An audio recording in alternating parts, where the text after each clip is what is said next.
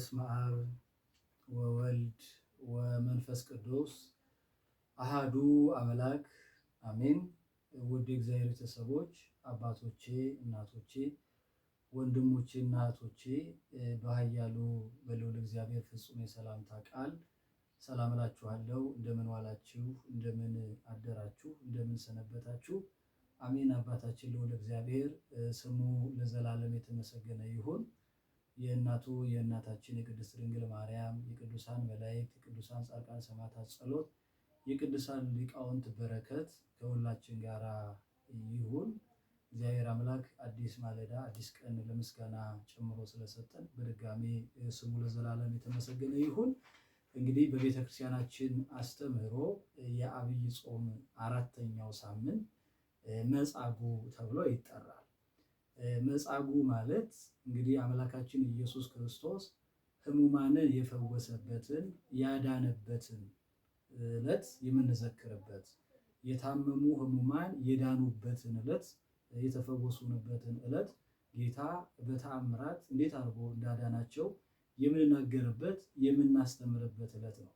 እንግዲህ ከዚህ ጋር በተገናኘ እንግዲህ እንደ አምላካችን ፍቃድ እንደ እግዚአብሔር ቸርነት ለጥቂት ደቂቃ የምንነጋገርበት የትምህርታችን ርዕስ የምናደርገው በዚህ በዮሐንስ ወንጌል ምዕራፍ 5 ቁጥር 6 ላይ ያለውን ኃይለ ቃል አንስተን እንማማራለን።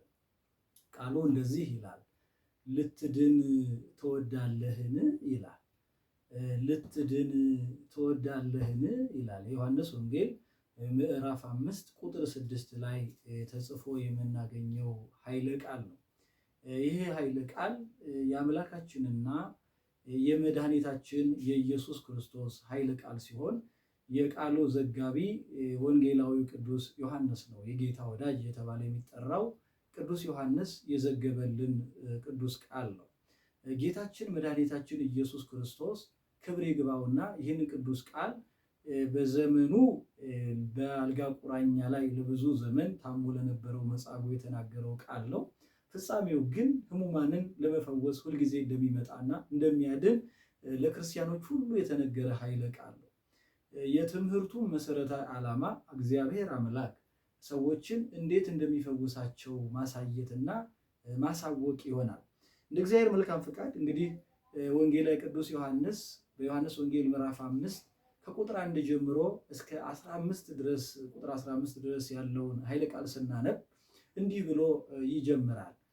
ጌታችን ኢየሱስ ክርስቶስ የአይሁድ የምኩራብ በዓል ነበራቸውና በዓላቸውን ለማክበር ወደ ኢየሩሳሌም ወጣ ይላል። ወደ ኢየሩሳሌም ወጣ።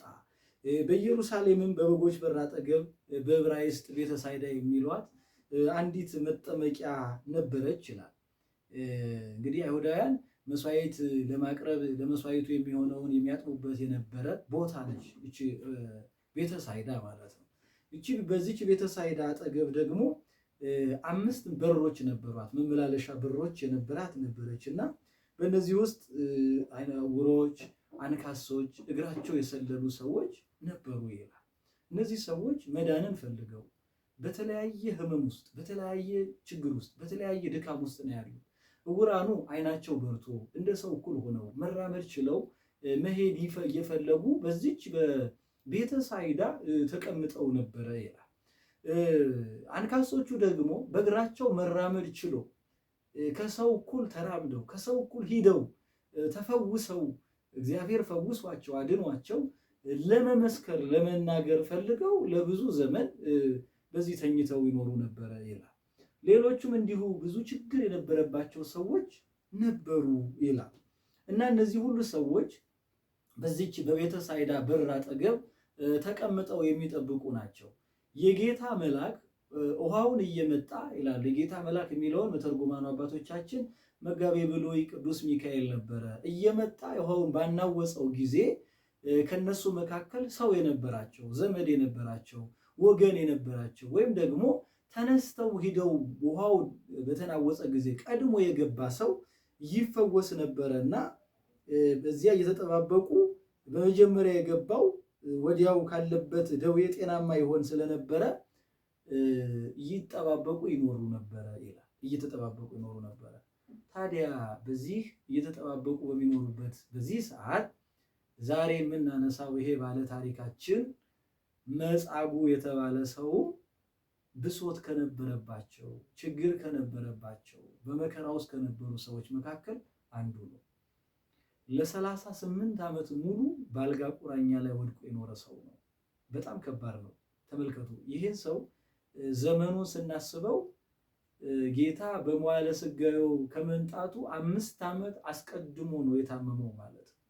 በጣም ብዙ ዓመት ለደስታ ቢሆን ለጋብቻ ቢሆን ለደስታ ቢሆን ረጅም እንኳን ለህመም ለደስታ ረጅም ዓመት ነው። 38 ዓመት በጣም ብዙ ዓመት ነው። ብዙ ዘመን ነው። ብዙ ጊዜ ነው ይሄ እና ይሄ ሰው ጌታችን ከመወለዱ አስቀድሞ እንግዲህ ጌታ ተወልዶ እንኳን 30 ዓመት እየታዘዘ ኖሯል። ሕግ እየፈጸመ ኖሯል። 3 ዓመት ከ3 ወር ደግሞ ወንጌልን እያስተማረ ኖሯል። ጌታ ሳይወለድ ከ5 ዓመት አስቀድሞ ይሄ ሰው በበሽታ ታሞ ወድቆ የነበረ ሰው ነው። ለ38 ዓመት ሙሉ ግን ሰው አልነበረውም። የሚረዳው የሚያግዘው ሰው አልነበረውም ይላል። በጣም ከባድ ነው ወገኖቼ። ሰው ሲታመም የሚረዳው ሰው፣ ሐሳቡን የሚረዳው ሰው ይፈልጋል። መጻጉዕ ሐሳቡን የሚረዳው ሰው፣ የሚያግዘው ሰው፣ ወደ ባህሩ ይዞት የሚገባ ሰው ይፈልግ ነበረ።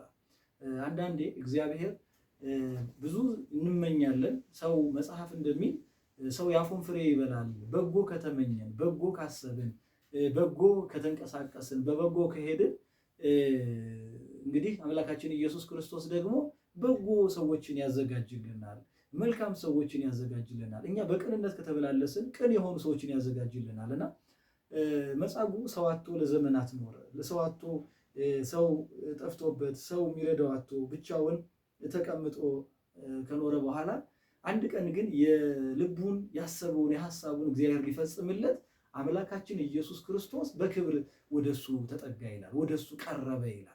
ወገኖቼ ዛሬም በእኛ ዘመን በየሆስፒታሉ፣ በየሕክምና ጣቢያው፣ በየጸበል ቤቱ ብዙ የታመሙ ሰዎች አሉና አምላካችን ኢየሱስ ክርስቶስ በእውነት ቀርቦ ከህመማችሁ ዳኑ ብሎ ፈውስን እንዲሰጣቸው የእርሱ መልካም ፈቃድ ይሆንልን። ምክንያቱም ኢየሱስ ክርስቶስ ሲያድን ብድርን ሁሉ በአንዴ የሚመልስ ህመሙን ሲፈውስም በአንዴ ቀጥ አድርጎ የሚያቆም ነው። ይህንን በመጻጉዕ እንመለከታለን። እንግዲህ መጻጉዕ እንዲህ ይህን እየጠበቀ በነበረበት በዚህ ሰዓት ጌታችን መድኃኒታችን ኢየሱስ ክርስቶስ ወደሱ ቀረበ ይላል። ታዲያ ወደሱ ቀረበና እንዲህ አለው ይላል፣ ልትድን ትወዳለህን አለው። መዳንን የሚጠላ ማን አለ? ሁሉም መዳንን ይፈልጋል። ከህመሙ መፈወስ ይፈልጋል። ከችግሩ መላቀቅ ይፈልጋል። እንኳን 38 ዓመት በአልጋ ቁራኛ ላይ ቆይቶ የቆየ ሰው ይቅርና በአንድ ቀንም የታመመ ሰው፣ 2 ቀንም የታመመ ሰው ከህመሙ መዳን ይፈልጋል። መጻጉዕንም ጌታ ልትድን ትወዳለህን አለው። ጥያቄ ነው እየጠየቀው ያለው። እንግዲህ ተመልከቱ።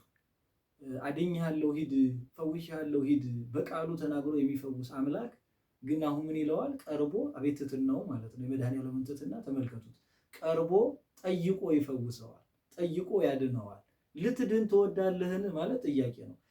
ይሄንን ግን ለምንድን ነው ጌታችን መድኃኒታችን ኢየሱስ ክርስቶስ ልትድን ትወዳለህን ብሎ የጠየቀው ብለን ብናነሳ ስለ 2 ነገር ነው። አንደኛው ልትድን ትወዳለህን ብሎ የጠየቀው ጌታችን መድኃኒታችን ኢየሱስ ክርስቶስ የመጻጉዕን ብሶቱን ለመረዳት ነው። ብሶቱን ችግሩን ለመረዳት ምን እንደደረሰበት ቢያውቅም በመጻጉዕ ሚለውን ለመስማት ሐሳቡን ለመስማት የመጻጉዕን ብሶትና ችግር ከተረዳ በኋላ ጌታችን የሚፈልገውን ሊያደርግለት ልትድን ትወዳለህን ሲለው እንሰማለን። ልትድን ትወዳለህን ብሎ ጠይቀው እንሰማለን። ያው ሁለተኛው የመጻጉዕን ልብ እግዚአብሔር ማወቅ ስለፈለገ የመጻጉዕን ወደፊት ያለውን ሕይወት ስላወቀ በእነዚህ በ2 ምክንያቶች ልትድን ትወዳለህን ይለዋል። የመጀመሪያ የመጻጉዕን ብሶት ለመስማት ይህን ሲለው መጻጉዕ አዎ ልድን እፈልጋለሁ አለ። እኔ ግን ሰው የለኝም አለ።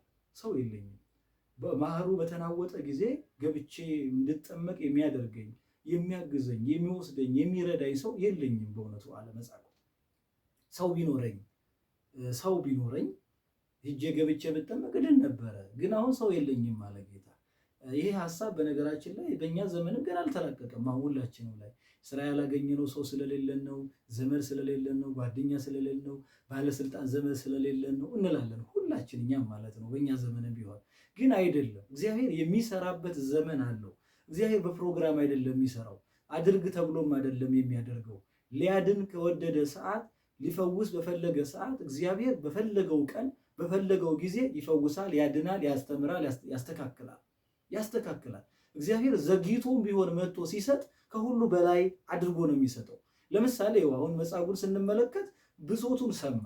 ብሶቱን፣ ችግሩን፣ ስቃዩን፣ መከራውን ከተሰማ በኋላ ጌታችን መድኃኒታችን ኢየሱስ ክርስቶስ ያለው መጻጉዕ ሰው አለመኖሩን ከተናገረው በኋላ እንዲህ አለው፣ አልጋህን ተሸክመ ሂድ አለው። በጣም ይደንቅ ነው። አንድ ሰው ከታመመ በህመሙ ይጎዳዋል፣ ፈሳሽ ምግቦችን ይጠቀማል፣ ሰውነቱን የሚገነባበት ምግብ ያስፈልገዋል፣ የረፍት ጊዜ ያስፈልገዋል። የኛ አምላክ ኢየሱስ ክርስቶስ ግን ሲፈውስ እስከነዚህ ሁሉ ነው። ሁሉንም በአንዴ ነው ይፈውስ። በአንድ ቀን ሁሉንም ያስተካክለው። አያችሁ፣ ዘግይቶ ቢመጣ በአንዴ መጻጉዕን አስተካከለለት ሁሉንም። ይሄ ለ38 ዓመት ሙሉ ተኝቶ የነበረ ሰው አልጋህን ተሸከም ተባለ። እንዴ እናንተ በጣም ይገርማል እኮ 38 ዓመት ሙሉ የተኛ አልጋው ላይ የተጣበቀ በሽተኛ 4 ሰው የሚሸከማትን አልጋ እሱ እንዲሸከም አደረገው ጌታ። ለእግዚአብሔር የሚሳነው ነገር ምን አለ? 4 ሰው ተሸክሞት ሊሄድ የሚችለውን አልጋ አሸከመው። አረ ይሄ ብቻ አይደለም የሚደንቀው፣ ተመልከቱ። የተሸከመችውን ተሸከመ መጻጉዕ። ይህ በጣም በእውነት የሚደንቅ እኮ ነው። የተሸከመችውን ተሸከመ። 38 ዓመት ሙሉ ተሸክማው የነበረችውን አልጋውን ብድር ሁሉ እንዲመልስ ሆነ መጻጉዕ። ብድሩን መለሰ። ይኸውላችሁ 38 ዓመት የተሸከመችውን አልጋ መጻጉዕ ግን በአንድ ቀን በጌታ ፍቃድ፣ በጌታ ትእዛዝ፣ በአምላካችን ቸርነት ምን አደረገ ይላል? ተሸክሞ ሄደ ይላል። ተሸከማት ይላል። አልጋን ተሸከመና ሄዳለ ይላል። አንዱ ይሄ ነው። ሁለተኛው መጻጉዕን በመጻጉዕ ልብ ውስጥ ያለውን ሐሳብ ሊገልጥ አምላካችን መድኃኒታችን ኢየሱስ ክርስቶስ ልትድን ትወዳለህን ብሎታል። ምን ማለት ነው ይሄ? በመጻጉዕ ልብ ውስጥ ክፋት አለ። እውነት ለመናገር ክፋት አለ። ለዚያ ነው ልዑለ ቃል ነቢየ እግዚአብሔር ኤርምያስ በትንቢተ ኤርምያስ ምዕራፍ 17 ቁጥር 9 ላይ እንደዚህ ይላል፣ የሰው ልጅ ልብ ከሁሉ ይልቅ ተንኮለኛና እጅግም ክፉ ነው ይላል። የሰው ልጅ ልብ ከሁሉ ይልቅ ተንኮለኛ እጅግም ክፉ ነው ይላል። ክፉ ነው። እኛ እግዚአብሔር የማያውቅ መስሎን ከእግዚአብሔር ተደብቀን ከእግዚአብሔር ተለይተን የሰራናቸው በጣም ብዙ ነገሮች አሉ። ሰው የማያውቅብን እግዚአብሔር ግን የሚያውቃቸው በልባችን ውስጥ የምንሰራቸው ብዙ ችግሮች፣ ብዙ ክፋቶች አሉ። ልትድን ትወዳለህን ያለው ከድህነቱ በኋላ በመጻጉዕ ልብ ውስጥ ክፋት ስላለ፣ ችግር ስላለ አምላካችን ኢየሱስ ክርስቶስ ይህንን ብሎታል፣ ይህንን ተናግሮታል። ምክንያቱም ይህንን ያለበት ኢየሱስ ክርስቶስ ዋናው ምክንያት መጻጉዕ ከዳነ በኋላ ጌታን ለአይሁድ አሳልፎ እንደ ይሁዳ ስለሚሰጠው ያዳነኝ ሰው ያ ነው ብሎ ስለሚናገር ማለት ነው። ክብር ይግባውና የኛ ጌታ ኢየሱስ ክርስቶስ በእነዚህ ሁለት ምክንያቶች ልትድን ትወዳለህን ካለው በኋላ ጌታዬ ሆይ መዳን እፈልጋለሁ፣ አልጋዬን ተሸክሜ መሄድ እፈልጋለሁ ሲል በል ተነስና አልጋህን ተሸክመ ሂድ አለው ይላል። አልጋውን ተሸክሞ ሄደ ይላል። የመጻጉዕን ችግር የተመለከተው ጌታ አልጋውን ተሸክሞ እንዲሄድ አደረገው ይላል። ግን እዚህ ላይ ልናስተውል የሚገባው አንድ ነገር አለ። በጸበል ቤት ያገኘውን መጻጉዕን አልጋህን ተሸክመ ሂድ ነው እንጂ ያለው በመጠመቂያው ተጠምቀህ ዳን አላለው። ይህንን እንደው ኢየሱስ ክርስቶስ ይገርመኛል አንዳንድ ጊዜ በእውነት በዮሐንስ ወንጌል ምዕራፍ 9 ቁጥር 1 ጀምሮ ስንመለከት ዕውሩ ዘተወልደ የተባለው ነው ምንም የዓይን ቅርጽ ያልተሰራለት ዕውሩ ነው የተወለደውን ሰው በሰሊሆም መጠመቂያ ተጠመቅ ይለዋል። በሰሊሆም መጠመቂያ ተጠምቆ ዓይኑ እንዲበራለት ለማይስማሙትን መቼም ጤነኛ ዓይን ላይ አፈር ብንጨምርበት ዓይን ያጠፋል ጭራሽ። ምራቁን ትፍ ብሎ ደግሞ የሰው ምራቅ ለሌላ ሰው በሽታ ነው።